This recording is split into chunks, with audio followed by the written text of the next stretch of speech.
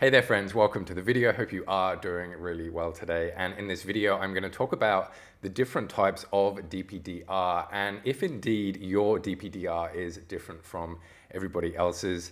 And for those of you who are new here, then welcome. My name is Dan and I help people recover from DPDR and anxiety using coaching. If you are interested in getting coaching with me, then book a free discovery call. The links are all down below. And if you are a subscriber, then welcome back. With DPDR and the awful symptoms that come along with it can sort of give you the feeling that perhaps your DPDR is different. So is that actually the case? You know, is your DPDR different if you get into it from, say, a panic attack or from having an edible or taking weed or, you know, however it is that you fell into it? And the reason I think that this is such an important question is because I actually thought about this myself when I was going through my own recovery journey with this, because I didn't have a panic attack, I didn't have drugs or anything like that.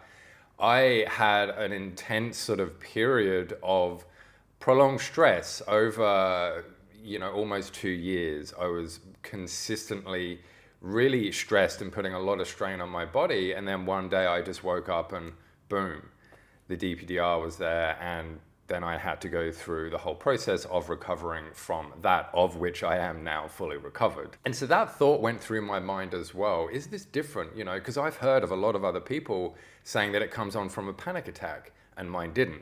A lot of people say it comes on from having drugs, mine didn't. And so I really genuinely thought that mine was different. And another reason I thought that it was too was because I didn't actually find the symptoms particularly troubling or scary at all. They were just more annoying.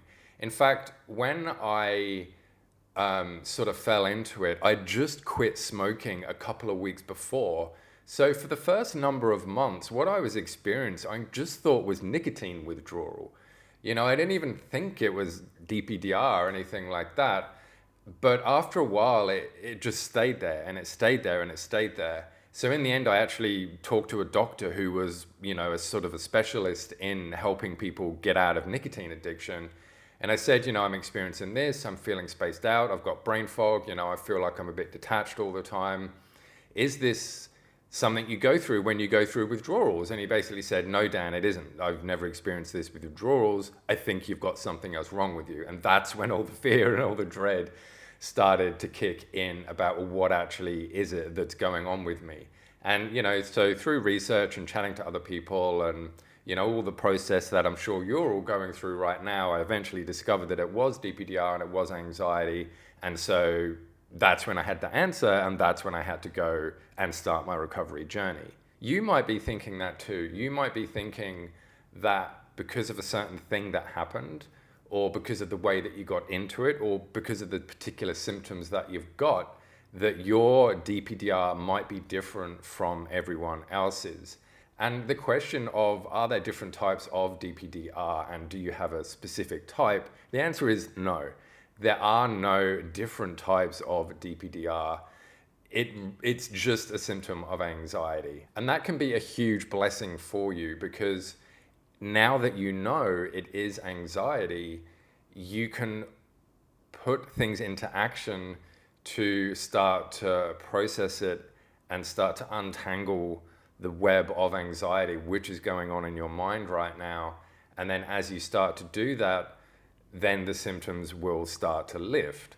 And so why it's also important is because right now you're spending a lot of precious mental energy on thinking, is this different? Am I special somehow? Can I actually recover? Is this unique? You know, and all these questions, while they might feel important, they're not. They're not going to help you recover at all. If anything, they're just going to confirm to you what you already believe about yourself, and they're just going to make you more anxious, and it's just going to go on for longer.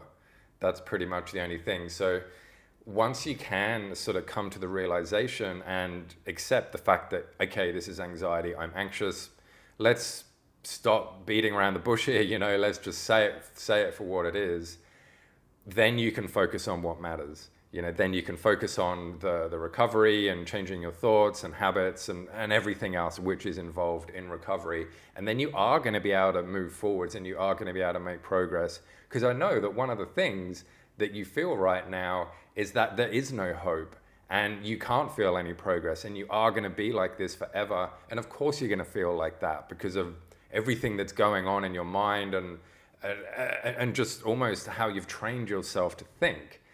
But once you do start to, you know, take action and take steps towards recovery and doing the things that you need to do, then you are actually going to start seeing results and things are going to start to feel a bit better. And that internal hope is going to be rekindled again.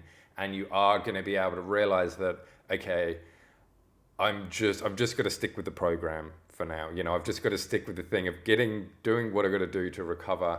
And then eventually I am going to recover. And that's a really empowering, productive and positive and good and all the other sort of good adjectives place to be. And so my friends, I hope this video has answered some of your questions. And if you do want to reach out to me to talk more about specifically about your situation and how to recover, then please book a free discovery call. I'd love to have a chat with you to know what's going on with you.